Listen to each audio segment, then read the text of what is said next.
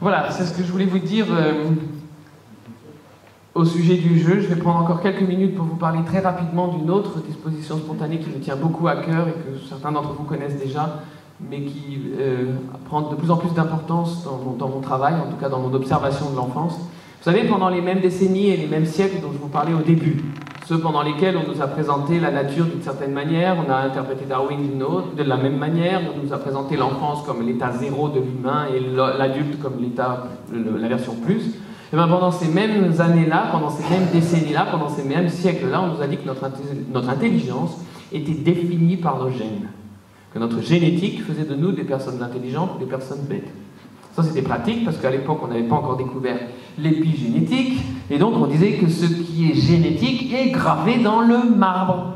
Hein, on ne change pas sa génétique, donc voilà, t'es né ainsi, tu resteras comme ça toute ta vie parce qu'on ne change pas sa génétique. Et puis en plus, génétique voulait dire héréditaire, n'est-ce pas? Des parents intelligents ont des enfants intelligents, et des parents bêtes, ils ont des enfants bêtes, et puis tu restes fidèle à ta catégorie parce qu'on ne change pas de génétique. On a toujours adoré ça, c'est toujours aussi une blessure de plus, tu sais, elle est exactement comme sa mère. Ou elle est comme sa sœur était pas mieux. Tu vois, tous ces trucs-là. Ah, on adore ça, à chaque fois qu'on nous dit ça, t'es exactement comme ta mère, c'est fou comme on aime, hein. Ben voilà, c'est pour ça, parce que quelque part, on se souvient bien que ça. Alors, entre-temps, on a découvert l'épigénétique qui nous dit que c'est pas ça, hein, et que nos rencontres, notre manière de vivre, notre environnement, tout ça a une influence nette sur notre génétique, mais à l'époque on ne savait pas, donc on disait c'est gravé dans le marbre, donc tu es né comme ça, et nous gènes décident si on le monte en tant que personne intelligente ou en tant que personne bête, et puis on s'y tient. Et c'était pratique ça, c'était pratique parce que c'était un concept clair, très compréhensible, y compris par les gens bêtes. Et du coup participer, tu vois, à l'idée qu'il y a des gens bêtes et des gens intelligents. Et puis, dans les mêmes 5 ou 6 années dont je vous parle depuis tout à l'heure, un peu avant pour ça, on a fait une découverte. C'est des savants, c'est des chercheurs britanniques. Alors je ne sais pas si vous lisez des publications scientifiques, c'est très intéressant, parce que la plupart d'entre elles commencent toujours par des chercheurs britanniques qui ont découvert que... Je ne sais pas pourquoi, c'est toujours des Britanniques qui font ça.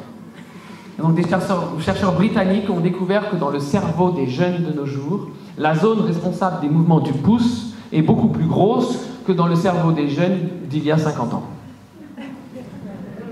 Et oui, cela provient de l'usage intensif du SMS.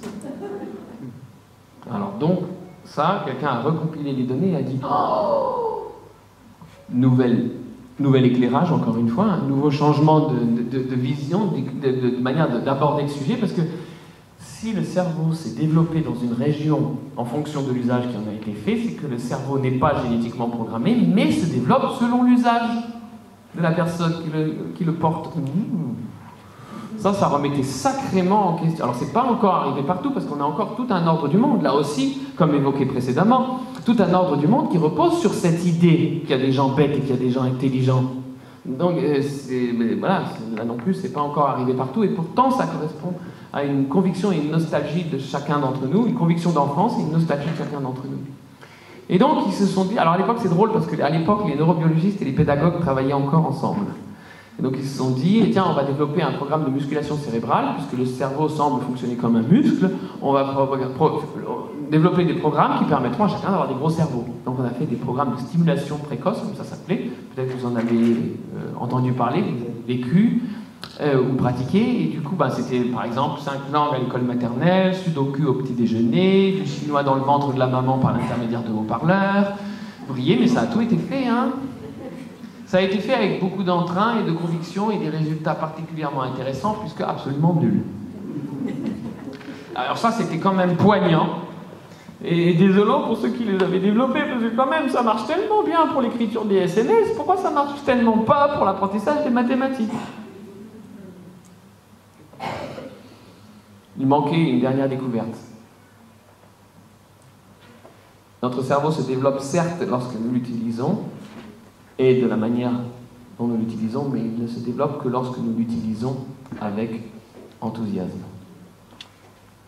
Et voilà une chose merveilleuse. La science nous apporte la preuve d'une chose que nous savions tous. On savait tous que l'enthousiasme nous donne des ailes. On savait tous que l'enthousiasme nous rend capables de soulever des montagnes. On savait tous qu'en état d'enthousiasme, nous sommes, à proprement parler, géniaux. Ça, on le savait, mais maintenant la neurobiologie nous montre ce qui se passe. Au bout des longs filaments sont sécrétés des cocktails de neurotransmetteurs neuroplastiques qui agissent sur le cerveau comme de l'engrais. C'est ainsi que la neurobiologie décrit l'enthousiasme et l'engrais du cerveau. Et regardez, c'est pas un appel à la confiance, tout ça.